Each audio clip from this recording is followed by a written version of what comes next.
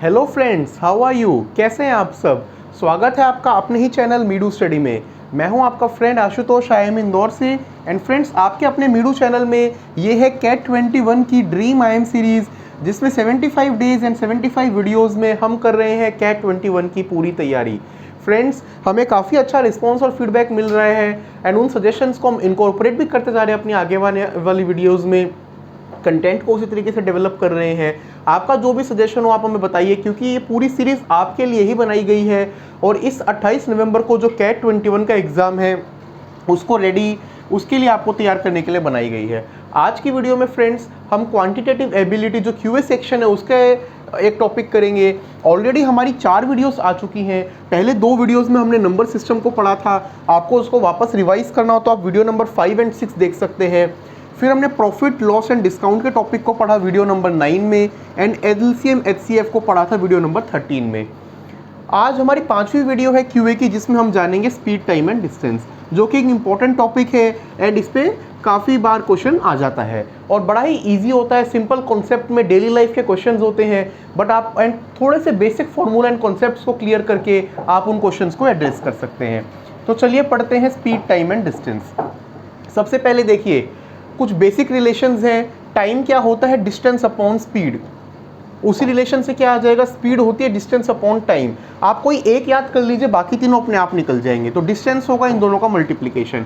सबसे आसान जो है इसको याद करना है, क्योंकि नॉर्मली हम बात करते हैं ना, गाड़ी की कि 60 किलोमीटर पर आवर है, तो किलोमीटर पर आवर वो कैसे हो सकती है? अगर हमने डिस्टेंस को टाइम से डिवाइड किया हो, तो हमें मिलती है स्पीड। इसी रिलेशन से आपके बाकी दोनों रिलेशन भी डिराइव हो जाएंगे। एंड यूनिट जो है, टाइम आपका हो सकता है सेकंड में, मिनट्स में, आवर में। डिस्टेंस भी आपका किलोमीटर, मीटर में हो सकता है। स्पीड की जो कॉमन 2 यूनिट्स है होती है, एक होती है किलोमीटर पर आवर और एक होती है मीटर पर सेकेंड। इसके बाद आते हैं एवरेज स्पीड पे। तो एवरेज स्पीड क्या होती है? कई बार ऐसा होता है और यूजुअली ये होता ही है। अब जैसे आप देखिए, आप गाड़ी में भी जा रहे हैं, कभी ट्रैफिक का रास्ता आएगा तो आप हो सकता है 10 किलोमीटर की स्पीड पर आवर की स्पीड पे चले। खुला रास्ता है, हाईवे है, तो आप 70-80 तक भी जा सकते हैं। तो एवरेज स्पीड हमें कैलकुलेट करनी हो तो उसके लिए हम टोटल डिस्टेंस को टोटल टाइम से डिवाइड कर देते हैं और हम एवरेज स्पीड निकाल सकते हैं।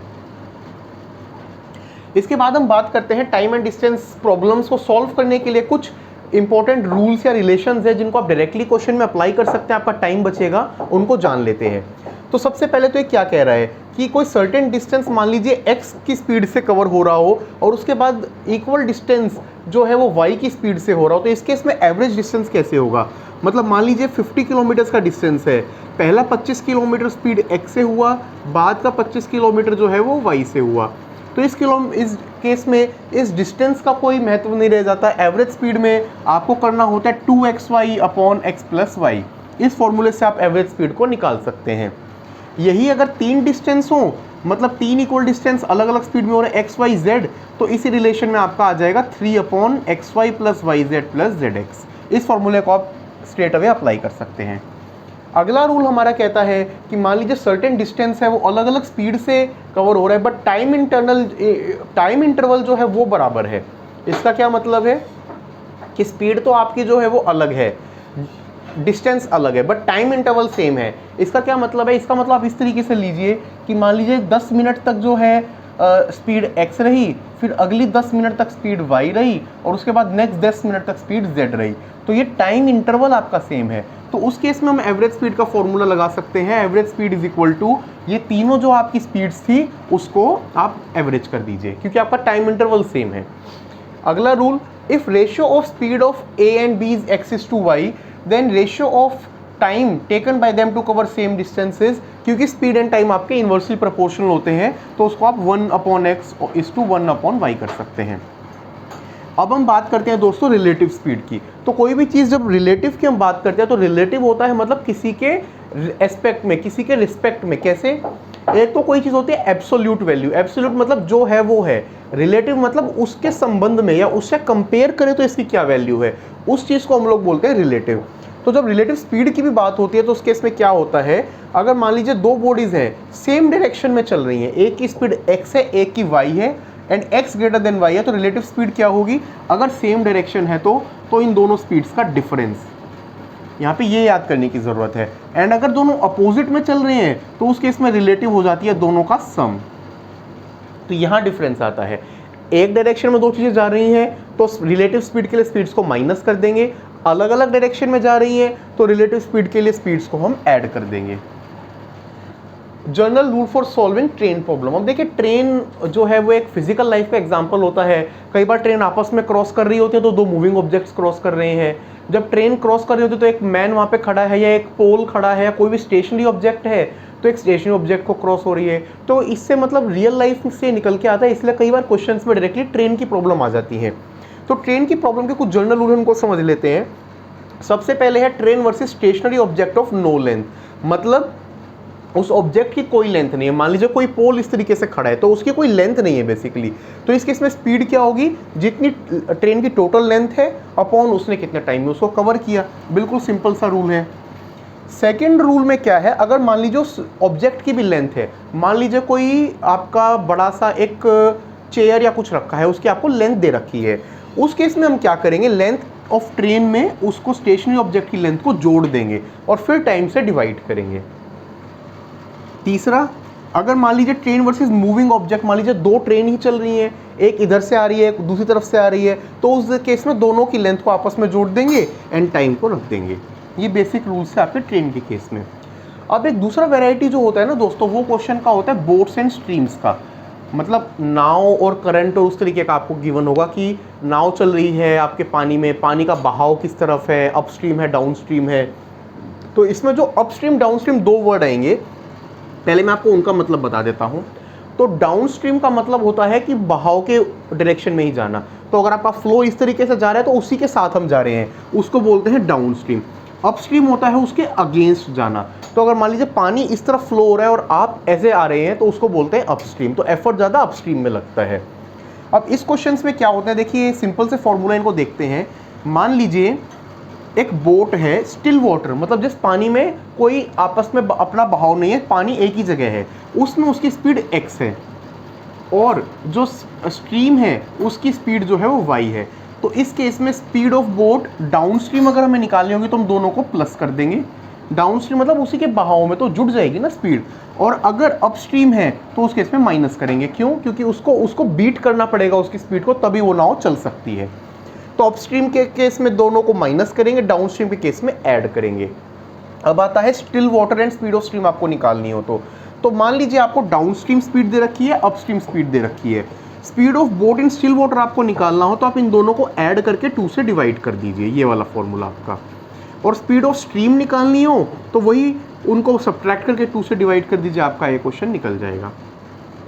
अब एक और तरीके का क्वेश्चन जो स्पीड टाइम डिस्टेंस में नॉर्मली आता है वो आता है सर्कुलर ट्रैक्स का।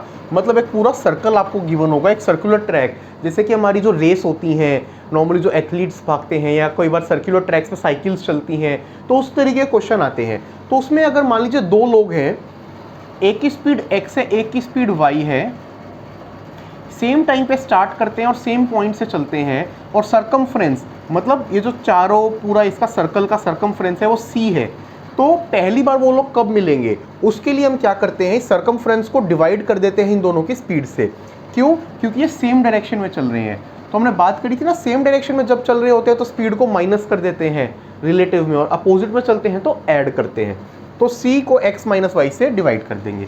अब इसमें कई बार क्वेश्चन आता है कि वो पहली बार कब मिलेंगे। मान लीजिए दोनों ने स्टार्ट किया, एक की अलग स्पीड है एक की अलग, लेकिन कब वो पहली बार मिलेंगे, तो उस केस में हमें क्या करना होता है, सरकमफ्रेंस को उनकी स्पीड से डिवाइड करना होता है और उसका एलसीएम निकाल देना होता है। वो उनका time to meet first case में होता है। दूसरे केस में देखिए मैं आपको डिफरेंस से समझा देता हूँ कि पहले वाले से क्या फ़र्क है। फ़र्क सिर्फ यहाँ पे है, यहाँ पे सेम डायरेक्शन था, यहाँ पे आ गई हमारी डायरेक्शन अपोजिट। तो अगर अपोजिट डायरेक्शन होगी तो उस केस में क्या होगा, जो ये है साइन प्लस का हो जाएगा, क्योंकि दोनों अपोजिट में चल रहे हैं तो रिलेटिव स्पीड में माइनस की बजाय प्लस आ जाएगा। और पहली बार कब मिलेंगे तो वो उसका फॉर्मूला सेम रहता है, c/x और c/y का हमें एलसीएम निकाल देना होता है उस केस में। तो ये बड़ा ही सिंपल फॉर्मूला था, और इस वे में देखिए दोस्तों हमने आपको अलग अलग टाइप्स बताई। एक बार मैं आपको वापस दिखा देता हूँ, उसके बाद हम लोग क्वेश्चन पे चलेंगे।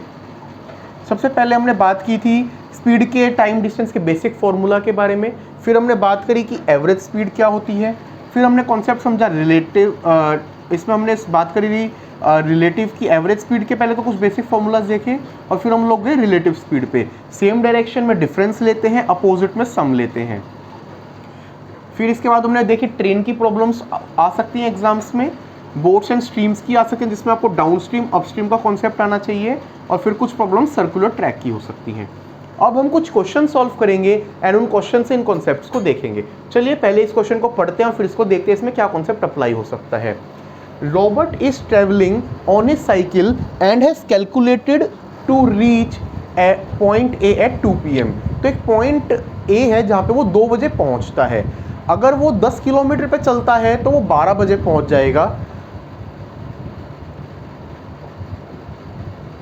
If he travels at 10 km per hour, he will reach there at 12 noon. If he travels at 15 km per hour, at what speed must he travel to reach A at 1 PM? तो वो normally 2 बजे पहुंच रहा है, हमें बताना है कि अगर उसे 1 बजे पहुंचना है तो क्या उसकी स्पीड होनी चाहिए। तो इसमें सबसे पहले हमें निकालना पड़ेगा उसका स्टार्टिंग टाइम क्या है, और वो हम लोग कैसे निकालेंगे। मान लीजिए हम सबसे पहले करते हैं कि इसमें मान लेते हैं कि उसका जो टोटल डिस्टेंस है जो वो चल रहा है उसको हम x मान लेते हैं। अब आपने डिस्टेंस को x माना तो देखिए हमें जो है टाइम का डिफरेंस गिवन है ना। एक केस में वो 2 बजे पहुंच रहा है अगर उसकी 10 किलोमीटर स्पीड थी, और 12 बजे पहुंच रहा है जब 15 थी। तो इसी को हम यूज़ कर लेते हैं, ठीक है। इसको हम कैसे यूज़ करेंगे, टाइम क्या होता है डिस्टेंस अपॉन स्पीड, तो x upon 10 minus x upon 15। ये टाइम है जब वो 10 किलोमीटर पर आवर की एयर से चल रहा है, और ये है जब वो 15 किलोमीटर पर आवर, और इसमें फ़र्क कितना है 2 बजे और 12 बजे में 2 घंटे का। So this is equal to 2। ये आ गई हमारी इक्वेशन। अब इस इक्वेशन से बिल्कुल ईजिली x को सॉल्व किया जा सकता है। आप LCM लेके इसको निकालेंगे तो इसका सोल्यूशन जो आएगा वो आ जाएगा x is equal to 60 kilometres. तो 60 किलोमीटर्स हमारा जो है टोटल डिस्टेंस है। अब टोटल डिस्टेंस हमने निकाल लिया, अब हमें बताना है टाइम ट्रेवल। अब देखिए 10 किलोमीटर पर आवर से वो करता है तो मतलब टोटली कितने लगते हैं 6 घंटे, और वो पहुंच रहा है 12 बजे, वो पहुंच रहा है 2 बजे। तो इसका मतलब उसने स्टार्ट कब किया होगा 6 आवर्स बिफोर 2 PM।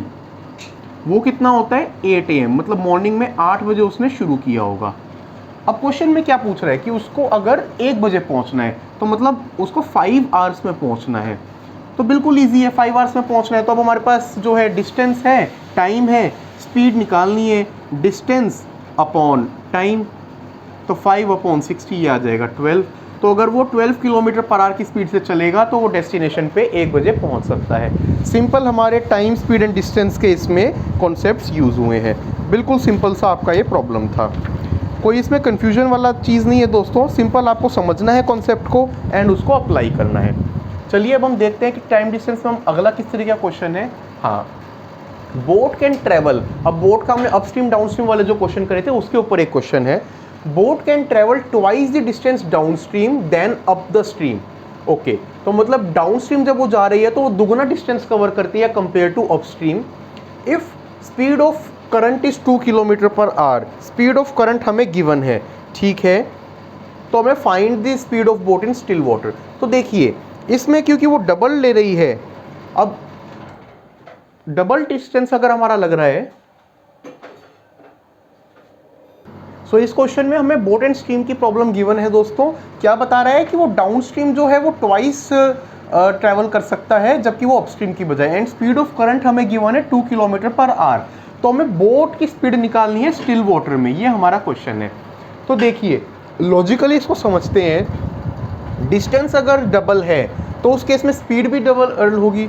हमने रिलेशन देखा था ना, distance is equal to speed into time, directly proportional होते हैं। तो डिस्टेंस अगर वो डबल कवर कर रहा है तो स्पीड भी कहीं ना कहीं डबल रही होगी ना, तभी वो कवर कर सकता है। तो मतलब बेसिकली हमें क्या गिवन है, speed downstream upon speed upstream, ये हमारी रेशियो है 2:1। ये हम इस चीज़ से इन्फ्रेंस निकाल सकते हैं, ठीक है। अब हमें गिवन है कि स्टिल वाटर में उसकी स्पीड 2 है। अब मान लीजिए जो हमें ये निकालना है, find the speed of boat in still water, इसको हम मान लीजिए u लेट कर लेते हैं, u किलोमीटर पर आवर। तो अब हम इस इक्वेशन को कैसे लिख सकते हैं। अब इस केस में अपस्ट्रीम की क्या स्पीड होगी, अपस्ट्रीम में हो जाती है दोनों स्पीड ऐड, तो ये होगी u+2, सॉरी डाउन स्ट्रीम में हो जाती है दोनों ऐड u+2, अपस्ट्रीम में हो जाती हैं दोनों माइनस, तो u-2, तो u+2 अपॉन u-2, इसकी रेशियो जो है हमें यहाँ पे गिवन है 2:1, 2/1। इस इक्वेशन में हम जो है u को सॉल्व कर लेंगे तो आपकी u की वैल्यू आ जाएगी 6, तो आपका आंसर हो गया 6 किलोमीटर पर आवर। बिल्कुल सिंपल, आपको बस अपस्ट्रीम एंड डाउनस्ट्रीम के कॉन्सेप्ट को इसमें अप्लाई करना है।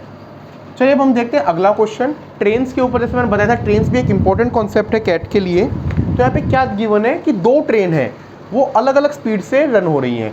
एक ट्रेन की स्पीड है 36 kilometre per our, 36 kilometre per our, एक की है 45 किलोमीटर पर आवर, और दोनों एक दूसरे को जो है वो 10 सेकंड में क्रॉस करती हैं जब अपोजिट। अच्छा, तो मतलब एक ट्रेन अगर आपकी तरफ आ रही है तो दूसरी आपसे दूर जा रही है, 10 सेकंड में वो क्रॉस करती है इस स्पीड से चलने में। जब सेम डायरेक्शन में करती हैं तो एक पर्सन क्या देखता है, जो फास्टर ट्रेन है, फास्टर कौन सी है, जो इस स्पीड से चल रही है, वो उसको 20 सेकंड में जो है दूसरी ट्रेन को कवर कर देती है। दोनों की लेंथ को हमें निकालना है। तो यहाँ पे हमें ट्रेन की लेंथ गिवन नहीं है, हमें दो अलग अलग केस गिवन है, एक जिसमें ट्रेन एक दूसरे के अपोजिट चल रही है, एक जिसमें सेम चल रही है और एक पर्सन उसको ऑब्जर्व कर रहा है। तो इस क्वेश्चन को स्टार्ट करने के लिए मान लीजिए हम ये मान लेते हैं हमें लेंथ निकालनी है, आप लेंथ ही मान लीजिए। तो फर्स्ट ट्रेन जो लेंथ है मान लीजिए p मीटर, सेकंड ट्रेन की आप लेंथ मान लीजिए q metre. p and q जो है हमने ट्रेन की लेंथ मान लिया कि ट्रेन कितनी लंबी है, ठीक है। अब हमने p एंड q, और इसमें भी आप अज्यूम कर लीजिए कि जो ये p है ये आपकी स्लो ट्रेन की लेंथ है एंड ये आपकी फास्ट ट्रेन की लेंथ है। ये हमारी आ गई length p and q metre. अब हमें क्या गिवन है कि रिलेटिव स्पीड। अब मान लीजिए फर्स्ट केस में जब दोनों अपोजिट केस में चल रही हैं, तो मैंने आपको बताया था जब अपोजिट चलते हैं तो हम स्पीड्स को क्या करते हैं प्लस। तो रिलेटिव स्पीड निकालने के लिए मुझे क्या करना है 36 + 45, तो ये कितना आ गया 6 and 5 11, 1 carry 4 and 1 8, 81 kilometre per our इनकी रिलेटिव स्पीड है, 81 kilometre per our. And train की लेंथ हमें मीटर में गिवन है, टाइम भी आगे सेकंड्स में गिवन है, तो अब इसको हम कर लेंगे कन्वर्ट। मैं आपको यहाँ पे कन्वर्जन का भी एक शॉर्टकट बताता हूँ दोस्तों। किलोमीटर पर आवर, इसको मैं अलग से लिख देता हूँ, किलोमीटर पर आवर को आपको मीटर पर सेकंड में कन्वर्ट करना हो तो 5/18 से मल्टीप्लाई करते हैं। इसको आप याद कर लीजिए, ये काफ़ी क्वेश्चंस में यूज़ होता है। और इसका अपोजिट अगर मीटर पर सेकंड को किलोमीटर पर आवर में करना हो तो उसको 18/5 से मल्टीप्लाई करते हैं। कई बार इन्हीं में कैलकुलेशन में टाइम लग जाता है, आप इस चीज़ को याद कर लीजिए, बिल्कुल ईजी टू लर्न है। किलोमीटर पर आवर को मीटर पर सेकंड में करना है तो 5/18, ठीक है। अब हम इसको करते हैं 5/18 से मल्टीप्लाई एंड कन्वर्ट कर देते हैं, 81 × 5/18 ये हो गया मीटर पर सेकंड में। इसको जब हम सॉल्व करेंगे तो इसकी वैल्यू आ जाएगी 45/2।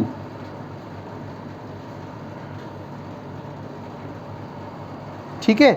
अब डिस्टेंस कवर्ड क्या हो गया, सम ऑफ लेंथ हो गया। कितना डिस्टेंस वो कवर करेंगे, हमने फॉर्मूला बात की थी ना, दोनों ट्रेन्स का लेंथ का सम, तो हमारा जो है p + q। अब डिस्टेंस क्या होता है, डिस्टेंस होता है स्पीड इनटू टाइम। स्पीड हमने कितनी निकाली है 45/2, और हमारा टाइम कितना है 10 सेकेंड × 10, करेक्ट। तो हमारा सिंपल सी ये इक्वेशन बन गई 10 × 45/2। अब हम बात करते हैं दूसरे केस की। दूसरे केस में क्या हम बात कर रहे हैं, जब एक पर्सन उनको ऑब्जर्व कर रहा है और वो चल रही है सेम डायरेक्शन में, तो डिस्टेंस कवर्ड कितना होगा, जितना आपकी फास्टर ट्रेन बेसिकली कर रही है, क्योंकि फास्टर ट्रेन को वो ऑब्जर्व कर रहा है 20 सेकंड में जाते हुए। तो सबसे पहले तो रिलेटिव स्पीड क्या हो जाएगी, 45 - 36 हो जाएगी, क्योंकि माइनस में आती है आपकी जब वो सेम डायरेक्शन अपोजिट में सेम में चलती हैं। ये आ गया 9 kilometre per our. 9 kilometre per our को आप कीजिए 5/18 से मल्टीप्लाई, 5/2 मीटर पर सेकंड। और इस केस में जो है आपका डिस्टेंस कितना आ जाएगा, इस केस में आपकी जो क्यू कितना आ जाएगा, सिंपल सी बात है, ये हमने स्पीड निकाल ली एंड आदमी क्या ऑब्जर्व करता है उसको कि वो 20 सेकंड में क्रॉस कर लेती है 10, तो ये आ गया आपका 50, करेक्ट। तो क्यू आ गया आपका 50 मीटर। अब क्यू अगर हमारा 50 मीटर आ गया तो इस इक्वेशन से हम p/q से दूसरा भी निकाल सकते हैं। हम दोनों इक्वेशंस को जब सॉल्व करेंगे तो वो आ जाएगा 175। तो 175 और 50 हैं आपकी दोनों ट्रेन्स की लेंथ। अगला क्वेश्चन देखते हैं। Starting from his house one day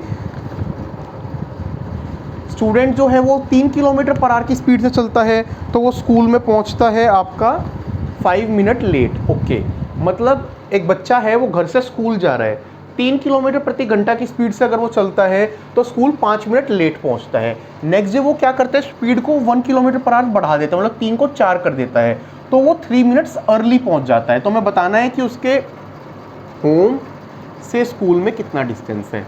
तो देखिए 2 केस गिवन है, एक में उसकी स्पीड 3 किलोमीटर पर आवर है तो 5 मिनट लेट पहुंच रहा है, 4 किलोमीटर कर लेता है तो 3 मिनट्स अर्ली पहुंचता है।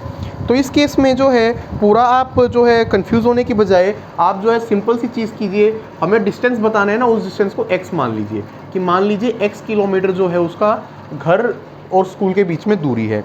अब डिफरेंस दोनों टाइम्स में कितना है, एक में वो पहुंच रहा है, मान लीजिए ये स्कूल का करेक्ट टाइम है, एक में वो पहुंचता है 5 मिनट लेट, दूसरे में वो पहुंच रहा है 3 मिनट अर्ली, तो इन दोनों टाइम्स के बीच में डिफरेंस कितना हो गया आपका 8 मिनट्स।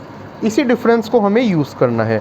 अब ये जो 8 मिनट है इसको हम आर में कन्वर्ट करेंगे तो वो हो जाएगा बेसिकली 8/60 आर। अब डिफरेंस इन टाइमिंग्स हमने निकाल लिया। अब देखिए आपका जो है डिस्टेंस ये है, ओके, आपकी एक स्पीड 3 है और एक स्पीड 4 है, उसको हम इससे इक्वेट कर सकते हैं, तो आपका जो है सॉल्यूशन इसमें निकल जाएगा। कैसे, आपका डिस्टेंस जब x था और आपकी स्पीड 3 थी, माइनस जब आपका डिस्टेंस तो वही रहा स्कूल और घर के बीच में और स्पीड आपने कर ली 1 इंक्रीज तो हो गई 4। तो ये हमारा किसके इक्वल है, ये हमारा इक्वल है इस पर्टिकुलर टाइम के, क्योंकि इतनी गैप पे तो पहुंच रहे हैं ना। इस इक्वेशन को जब हम सॉल्व करेंगे तो हमारी x की जो वैल्यू है वो आ जाएगी 1.6 किलोमीटर्स, जो कि है ऑप्शन नंबर 1। तो सिंपल इसमें हमें कंफ्यूज ना होते हुए स्पीड एंड टाइम के फॉर्मूले को देखना है एंड देखना है कि 2 टाइम का डिफरेंस गिवन है, 2 स्पीड है, उसको यूज़ करके हम डिस्टेंस को निकाल देंगे। एक और क्वेश्चन करते हैं दोस्तों, बिल्कुल सिंपल सा क्वेश्चन है। A man in car notices that he can count 25 telephone post in 1 minute. मतलब वो आपका चलाते हुए जा रहा है गाड़ी तो वो 25 टेलीफोन पोस्ट जो है वो देख सकता है कितनी देर में, 1 मिनट में। If they are known to be 40 metre apart. अच्छा, तो मतलब इसमें क्वेश्चन में क्या गिवन है, मान लीजिए ये फर्स्ट पोस्ट है, इसके 40 मीटर के बाद जो है वो सेकंड पोस्ट आएगी, उसके 40 मीटर के बाद जो है वो थर्ड पोस्ट आएगी, ऐसे ऐसे करके जो है 25 टेलीफोन की पोस्ट वो देखता है जो 40 मीटर फिक्स डिस्टेंस अपार्ट है। कितने टाइम में, 1 मिनट में। If they are known to 40 metre, what is the speed at which car is travelling, हमें स्पीड निकालनी है।